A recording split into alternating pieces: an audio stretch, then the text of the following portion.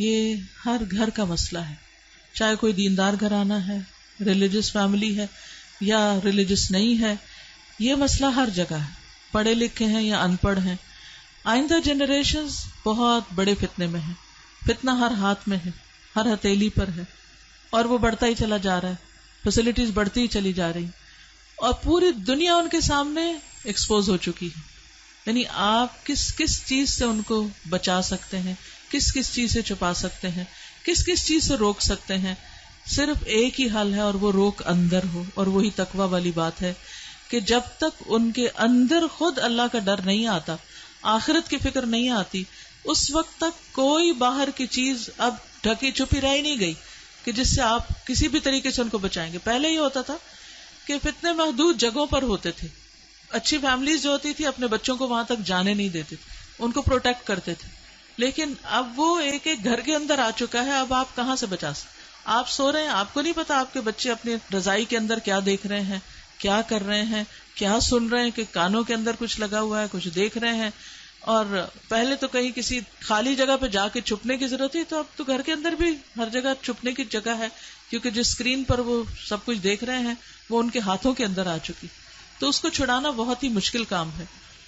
اس کے لیے جو پرسنل میرا ایکسپیرینس ہے وہ دو چیزیں. ایک تو یہ کہ ہم اسکولوں سے تو جو اسکول ہیں انہی میں ہی جائیں گے، اور جو باہر معاشرہ ہے اور جو کچھ ہو رہا ہے وہ سب وہ کریں گے، اس سے کاٹ تو نہیں سکتے. میں نے سب سے زیادہ جو دعائیں مانگی ہیں، رو رو کے مانگی ہیں، سجدوں میں پڑھ پڑھ کے مانگی ہیں، وہ اسی کے لیے مانگی ہے کہ اللہ میرے بچوں کو ایمان دے. یہ صرف پچھلے 5 سال میں جتنی چینجز آئی ہیں وہ اس سے پہلے شاید کئی 100 سال میں نہیں آئی تھی، اور اتنا شدید پریشر تھا. اور پھر دوسرا کیا کیا، یعنی اللہ تعالیٰ سے خود ہی مانگا. دوسرا یہ کہ ہر تھوڑے عرصے کے بعد عمرہ، اللہ کے گھر چلو، کیونکہ اللہ کے گھر کا جو جلال ہے، اور اللہ تعالیٰ اگر انسان کو کہیں سب سے زیادہ محسوس ہو سکتے ہیں تو وہ بہت جگہ ہے. یعنی ہمارے ملک میں، ہمارے گھروں میں، ہمارے ماحول میں وہ فیلنگ نہیں آتی جو وہاں جا کر آتی. تو الحمدللہ ان عمروں نے، اللہ کے گھر کی زیارت نے دل کے اندر تھوڑی سی جگہ بنائی اللہ کو پہچاننے کی. کیونکہ جب تک اللہ کو بچے پہچانتے نہیں، اس کی عظمت کو محسوس نہیں کرتے، وہ اللہ سے ڈر نہیں سکتے، اور اللہ کا حیا اور اللہ کا خوف دل میں نہیں آ سکتا، وہ تقویٰ نہیں آتا دل میں. تو اس سے یہ ہے کہ وہ ایسی جگہ ہے جہاں اللہ ماشاءاللہ سب کو جا کر یقین ضرور آتا کہ کوئی ہے ایک جس نے یہ سب کچھ بنایا. پھر اس کے بعد یہ ہے کہ قرآن کا علم. میں نے جسے کہتے ہیں کہ سب سے زیادہ تکلیف دہ مرحلہ گزارا کہ جب میں نے اپنے بیٹے کو قرآن پڑھایا. بیٹیوں کو پڑھانا مشکل نہیں تھا، کیونکہ کلاسز ہو رہی ہیں، وہ آ کے بیٹھ رہی ہیں، سن رہی ہیں، اچھی دوستیں مل گئی ہیں، اچھا ماحول مل گیا، کوئی مسئلہ نہیں. تھوڑا بہت شروع میں ہوا کہ ان کو اس طرف لانے میں، لیکن جب آ گئے تو پھر ذمہ داری ختم.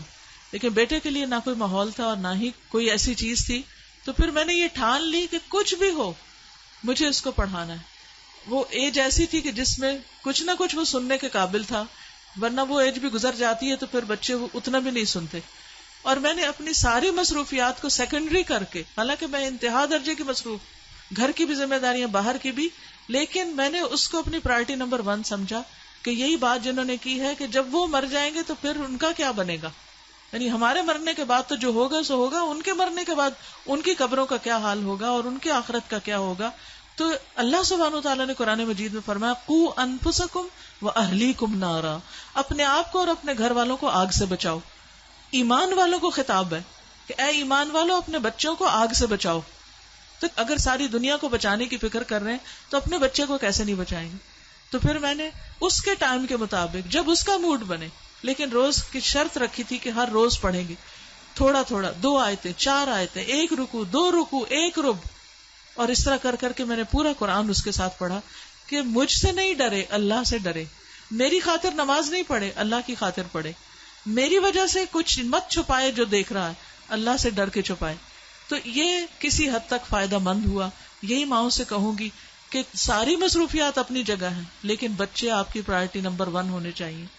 ان کے لیے کھپ جائیں دعائیں مانگ مانگ کے بھی، اور اس کے ساتھ ساتھ ایک دفعہ کم از کم قرآن سے ضرور گزر جائیں، کیونکہ جب وہ قرآن سے گزر جائیں گے پھر ایٹ لیسٹ آپ کی رسپانسبلٹی نہیں رہے گی.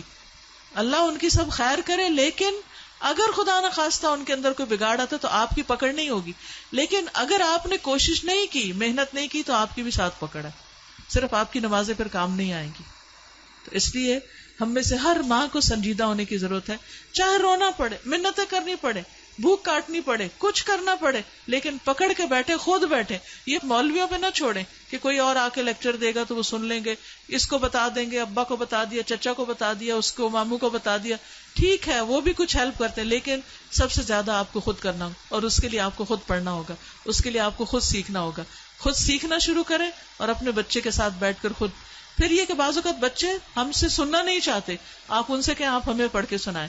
بس اس بات کا اگر یقین ہے ان کو کہ یہ قرآن اللہ کی کتاب ہے، تو پھر ان کے اندر یہ ڈالنے کی ضرورت ہے کہ اللہ تعالیٰ نے کیا فرمایا ہے. وہ آپ کو بھی پتا ہونا چاہیے اور وہ ان کو بھی پتا ہونا چاہیے. اللہ تعالیٰ ہماری مدد فرمائے.